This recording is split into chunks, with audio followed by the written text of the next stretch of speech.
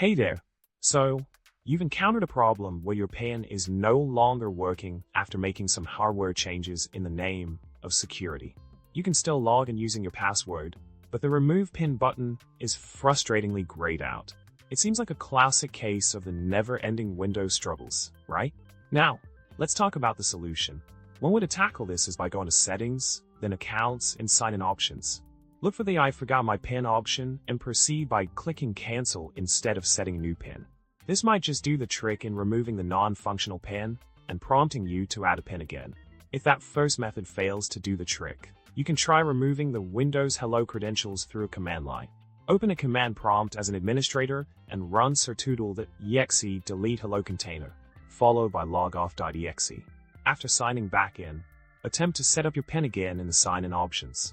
And in case the second method doesn't yield results, there's one last option to explore involving the NGC folder. Avoid the impulse to simply delete it and instead opt to reset it. Navigate to c:\windows\service profiles /localservice/appdata/local/microsoft/ngc and File Explorer. Take ownership, delete all contents, reboot, and try adding a new PIN via the sign-in options. In summary, dealing with Windows Hello and PIN issues post-hardware changes can be quite a headache. However, by following these steps, you should be able to get your PIN working again smoothly. Good luck, and may your future logins be free of any PIN-related dramas. Don't forget to subscribe, like, and drop a comment with your own Windows tales. The struggle is real, folks.